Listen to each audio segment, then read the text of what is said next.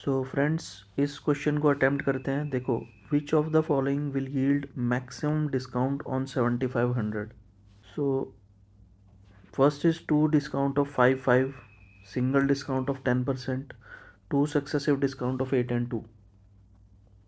सो जब भी successive percentage, successive discount का मतलब क्या है, सक्सेसिव परसेंटेज का कॉन्सेप्ट आ गया है यहाँ पे। तो सक्सेसिव परसेंटेज जब भी लगेगी, सपोज A% और B% लगा है, तो नेट परसेंटेज क्या होगा, जो नेट इफेक्ट आएगा उसमें वो आएगा A plus B plus AB by 100। This is the net effect. तो जब डिस्काउंट दे रहे हैं, इसका मतलब इस अमाउंट में से कुछ हम माइनस कर रहे हैं, ठीक है। तो डिस्काउंट जो है वो हमेशा नेगेटिव से रिप्रेजेंट करते हैं हम, ठीक है। तो दो डिस्काउंट है 5% के, तो मतलब -5 और दोबारा भी -5 प्लस -5 इंटू -5 डिवाइड बाय 100। सो जो सिंगल डिस्काउंट आएगा वो कितना आएगा, -10 प्लस माइनस और माइनस कैंसिल हो जाएंगे, तो 5 into 5 divide by 100 which is 0.25। So it is 9 -9.75।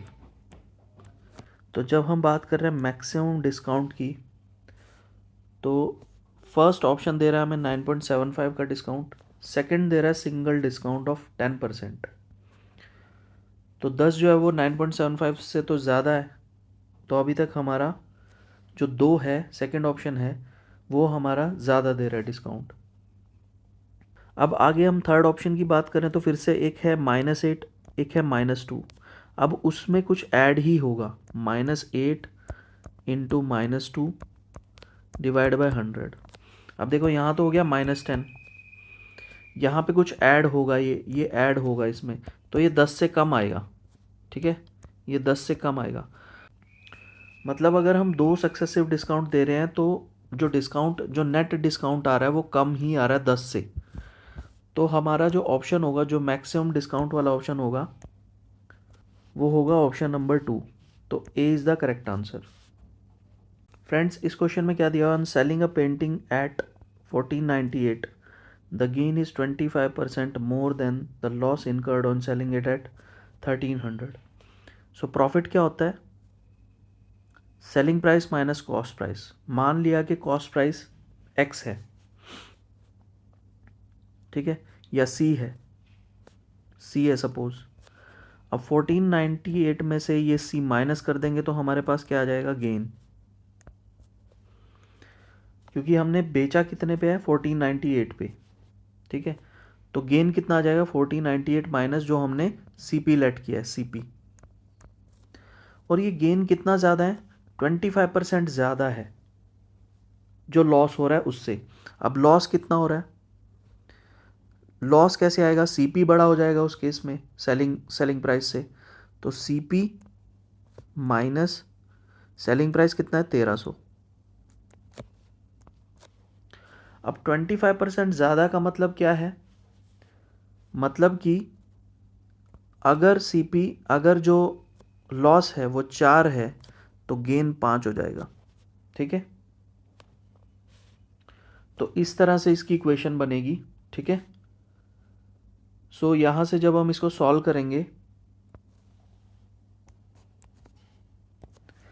और सीपी की वैल्यू फाइंड आउट करेंगे, तो देखो 4 यहाँ पे मल्टीप्लाई हो जाएगा, यहाँ जाके यहाँ 5 सीपी है, यहाँ 5 सीपी है, तो 5 सीपी और इधर -4 सीपी, तो 9 सीपी आ जाएगा, ठीक है। दूसरा क्या होगा, 4 यहाँ पे ये मल्टीप्लाई होगा इसके साथ, 4 इंटू 1498, और यहाँ पे ये 5 इंटू 1300, ये माइनस में है, तो 4 इंटू 1498, और ये प्लस हो जाएगा इधर आके 5 इंटू 1300, ठीक है। सो 9 CP is equal to, this is 32, 4 9s are 36, 39, 4 4s are 16, 19, 5992 plus 6500। Okay, further इसको सॉल्व करेंगे तो ये आएगा CP 92 492 12492 डिवाइड बाय 9। सो जो CP आएगा वो डिवाइड करने से कितना आएगा यहाँ पे, 9 1 ज़ा 9 34, 9 3 ज़ा 27 79 and 9 8 ज़ा 72, 9 8 ज़ा 72, so 1388। This is the cost price. अब हमने CP निकाल लिया है और हमें वो पूछ रहा है कि अगर 25% का गेन चाहिए, ठीक है, तो SP कितना होगा। तो 25% गेन का मतलब क्या है कि अगर CP 4 है तो SP कितना होगा 5 इंटू जो हमने CP निकाला है। सो इट इज़ 4 3 ज़ा 12, 4 4 ज़ा 16, 4 7 ज़ा 28, so it will be 5 7 ज़ा 35, 5 3 ज़ा 15, 1735। सो सेलिंग प्राइस कितना हो जाएगा 1735, which is option C। So friends, इस क्वेश्चन में क्या दिया हुआ है, seller professes to sell the fruits at CP but still gain इतना परसेंट। तो देखो फ्रेंड्स, इसका जो गेन परसेंट है वो कितना दिया हुआ है 5/19%। तो इसका आप सॉल्व करोगे तो ये आएगा 100/19%। इसकी परसेंटेज हटाओगे तो 100 से 100 कैंसिल हो जाएगा, ये आएगा 1/19। मतलब इसका जो परसेंटेज इक्वलेंट आएगा वो आएगा 1/19। और क्योंकि जो सेलर है उसको गेन हो रहा है, इसका मतलब क्या है, मतलब कि अगर कोई उसको चीज़ पड़ी हुई है 19 की, वो उसको बेच रहा है 20 रुपये की, ठीक है, या वो क्या कर रहा है कि 19 ग्राम के वेट को वो 20 ग्राम पे बेच रहा है, मतलब 20 ग्राम की कॉस्ट पे बेच रहा है। इसको ऐसे भी कर सकते हैं। सो बेटा इसका मतलब क्या है कि वो पैसे 19 ग्राम बेच रहा है, पैसे ले रहा है 20 ग्राम के, ठीक है। तो 1 किलो का मतलब क्या है, इंटू 50 करेंगे तो ये आ जाएगा 1000 ग्राम। यानी 1 किलो का अगर वो 1 किलो के पैसे वो कितने ग्राम बेच के लेगा, यहाँ पे भी इंटू 50 कर दो, 950। तो मतलब जब वो 1 किलो के पैसे लेगा ना तो वो 950 ग्राम ही देगा, ठीक है। Answer is option D. So profit in a transaction is 80% if the cost price increased by 20%. What is the change in profit percent if the selling price is the same? See, पहले जो profit है वो 80% है। कब होगा 80% profit, suppose CP हमारा 100 है तो प्रॉफिट 80 है, इसका मतलब सेलिंग प्राइस कितना होगा 180, तभी हमारा जो प्रॉफिट है वो 80 रुपीज़ होगा। अब वो कह रहा है कि जो कॉस्ट है वो 20% बढ़ गई, तो 100 में 20% बढ़ेंगे, 100 का 20% कितना होता है 20, तो 100 में 20 बढ़ गया मतलब 120, मतलब 100 से CP हो गया 120।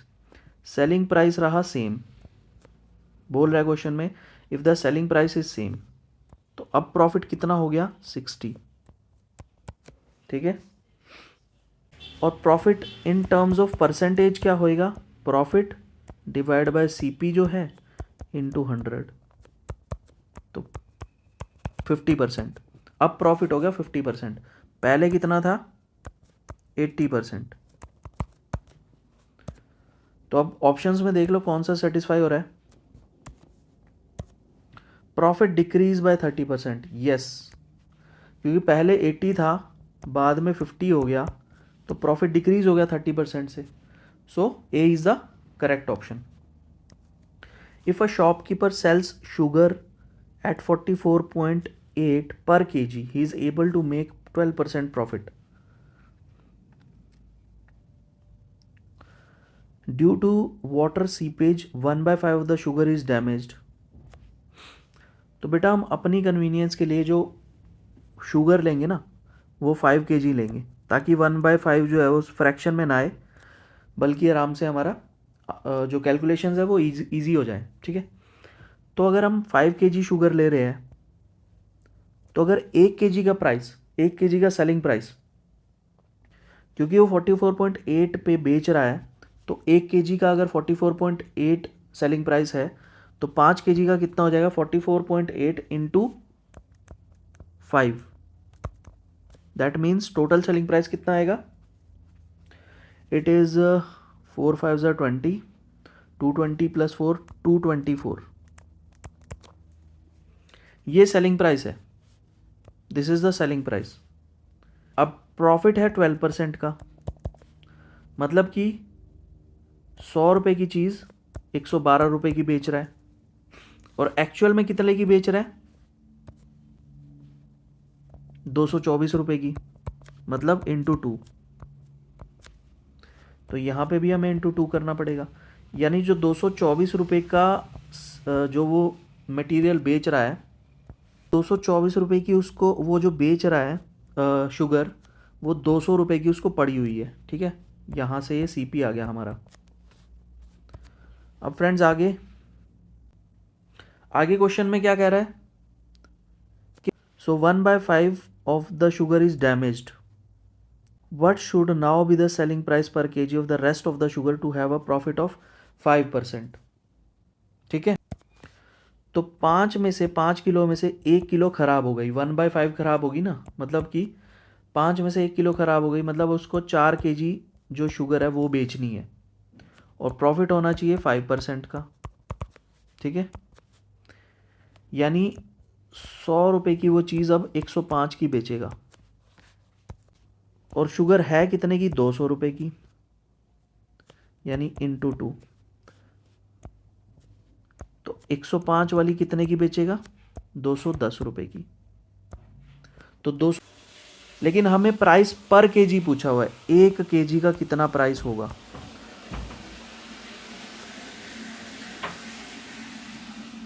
एक केजी का कितना प्राइस होगा। तो शुगर बची कितनी है, 4 kg, 210 रुपये की वो 4 kg बेच रहा है, तो 1 kg कितनी की बेचेगा, ये डिवाइड बाय 4, 4 5 ज़ा 20, 4 2 ज़ा 8.5, 1 kg शुगर वो 52.5 रुपीज़ की बेचेगा। So that means option B is correct answer. The selling price of 150 items is equal to the cost price of 125 items. What will be the profit percentage loss? Okay, तो इसको हम कैसे करते हैं इस टाइप के क्वेश्चन को, 150 SP selling price of 150 items is equal to cost price of 125 items, 125 CP, cost price of 125 items, 125 items। So SP और CP का रेशो क्या आएगा, 125 बाय 150, 25 5 ज़ा 25 6 ज़ा। सो हमें रेशो पता है, क्या हम लॉस नहीं निकाल सकते, बड़े आराम से निकाल सकते हैं। जब SP 5 है तो CP 6 है, मतलब कि 1 रुपये का लॉस हो रहा है, कितने पे, 6 पे, इंटू 100 परसेंटेज के लिए, सो 16 point it will be how much, 67, और 16 2/3%। ठीक है, so what is which will be the correct answer, so correct answer क्या होगा, 16 2/3%। सो फ्रेंड्स इस क्वेश्चन को कैसे अटेम्प्ट करेंगे, on selling a chair at 5% loss and a table at 15% gain, man gains 300 rupees. Now if he sell the chair at 5% gain, तो पहले chair को वो 5% लॉस पे बेच रहा है, बाद में उसी चेयर को वो 5% गेन पे बेच रहा है, तो दोनों लॉस और गेन दोनों ही 5% के हैं, तो ये तो नलीफाई हो जाएंगे, सीधे सीधे ये नलीफाई हो जाएंगे। अब टेबल बच गया, 15% गेन पे बेच रहा है पहले, तो गेन हो रहा है 300 का। बाद में उस टेबल को 5% गेन पे बेच रहा है, तो गेन हो रहा है 180 का। ठीक है, तो दोनों गेन है, इसका मतलब दोनों ऐड हो जाएंगे, तो गेन किस पे निकलता है, सीपी पे। तो 15 + 5 is 20%। 20% of CP is equal to, gain दिया कितना हुआ है, 300 रुपये, यहाँ पे गेन हो रहा है 180, यहाँ पे गेन हो रहा है 300 + 180 is 480। So it will be, कितना आएगा CP, CP will be 480 into 5, that means 2400। So this was the shortcut for this question. So let's do next question. A man bought apples at the rate of 8 apple for 34 rupees. तो ये उसका CP हो गया. And sold them at 12 apple for 57. SP क्या हो गया, 57, एक Apple का निकाल रहा हूँ ये मैं, इतना. How many apples should be sold to earn a net profit of 45 rupees? तो यहाँ से देखो, इसको ये 2 पे चला जाएगा, ये 4 पे चला जाएगा. 17/4 हमारा एक CP है. ये कितने पे जाएगा, इट विल बी 3 1 ज़ा 3, 3 9 ज़ा 27, 3 4 ज़ा. सो यहाँ प्रॉफिट हो के कितने का रहा है, 19/4 minus 17/4, that means 2/4, half rupees का. सो हाफ रुपीज़ का प्रॉफिट हो रहा है, और प्रॉफिट होना कितने का चाहिए, 45 रुपीज़ का. नेट प्रॉफिट 45 रुपीज़ दिया हुआ है, तो हाफ को कितने से मल्टीप्लाई करेंगे कि 45 है, 90 से मल्टीप्लाई करेंगे. इसका मतलब उसको 90 एप्पल्स बेचने पड़ेंगे, तब जाके उसका जो नेट प्रॉफिट है वो 45 के बराबर होगा. So option B is correct.